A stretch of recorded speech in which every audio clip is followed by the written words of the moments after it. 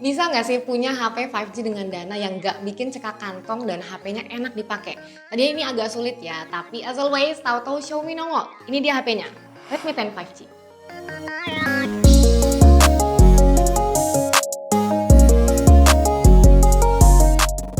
Halo hai, balik lagi sama gue Ayu.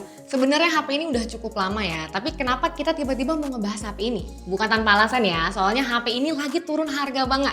Kalau kita lihat di webnya Xiaomi, itu untuk varian 464 dibanderol 2,3 jutaan. Dan untuk varian 6128 dibanderol 2,5 jutaan.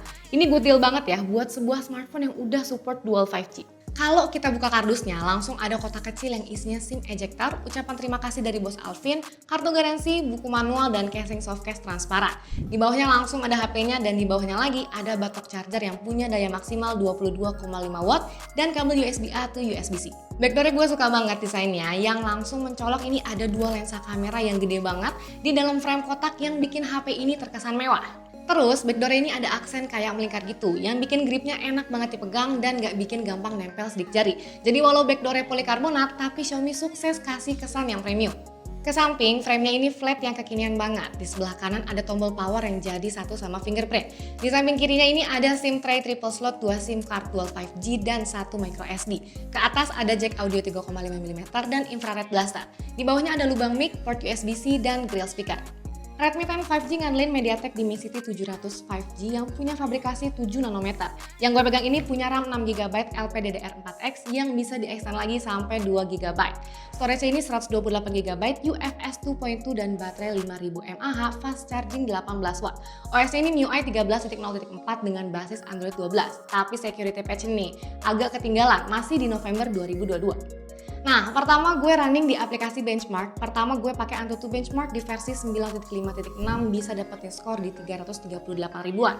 Lanjut pakai 3D Mark White Life Stress Test dapat stability di 99,2% dengan best loop score di 1200 dan lowest loop score di 1191. Lanjut, tes Mobile Legends. By default, settingan yang didapat itu grafik high dengan refresh rate high. Nah, ini gue force ke grafik ultra dengan refresh rate super. Dengan settingan ini pun gue nggak nemu ada lag, stuttering, dan kenaikan suhu yang signifikan banget. Bahkan bisa dibilang ini masih adem. Jadi gue bisa jamin main game ini dengan settingan mentok kanan masih aman banget. Game kedua ada PUBG Mobile. By default, settingan yang gue dapat di HD high dan experience-nya masih sama ya. Gue nggak nemu stuttering, frame drop yang parah gimana, atau kenaikan suhu yang signifikan. Masih aman banget buat main game ini.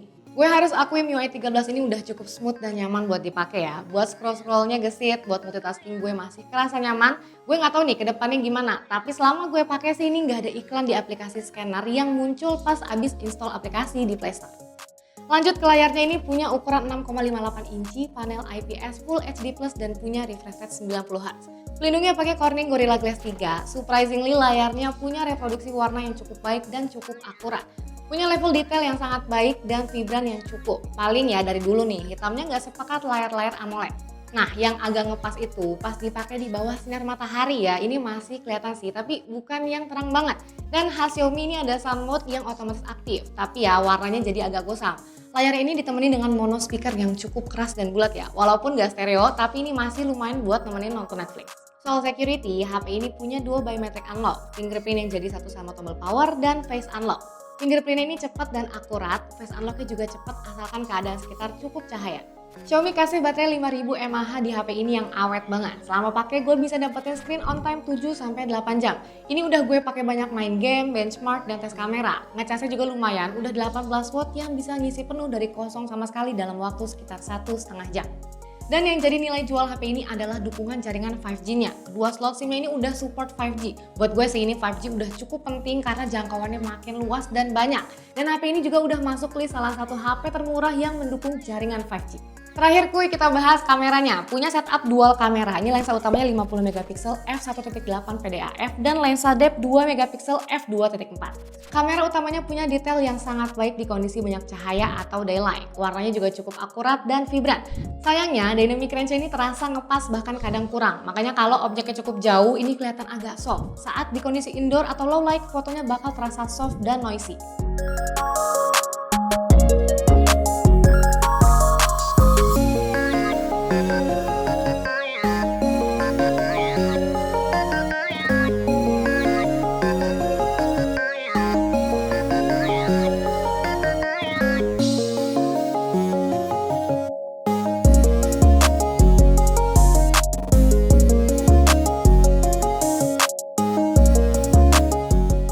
Buat videonya mentok di resolusi Full HD 30 fps, kualitasnya cukup baik dan videonya ini belum didukung oleh Ace, jadi ya bakal agak shaky pas di bawah jalan. Oke, ini hasil perekaman dari Redmi 10 5G. Ini gua rekamin Ayu. Yuk, ini kenapa lo beli handphone ini, yuk? Sangat direkomendasikan karena ini HP 5G termurah. Oke. Cocok banget nih kayaknya buat nyokap gue kali ya. Oke, jadi ini salah satu anak berbakti ya, Amin ya membelikan orang tuanya Amin. handphone. Kita doakan semoga lancar ya, yuk. Amin.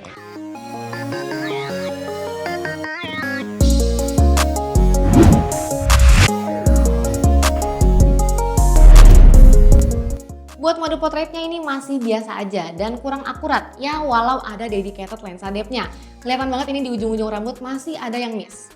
Buat selfie, kamera depannya ini punya lensa 5 megapiksel f2.2 yang kualitasnya cukup detail dan oke buat selfie.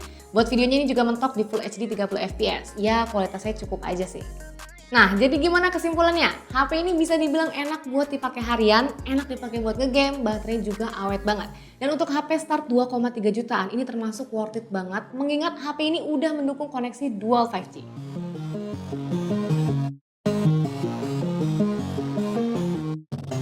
Buat videonya ini mentok di resolusi Full HD 30 fps.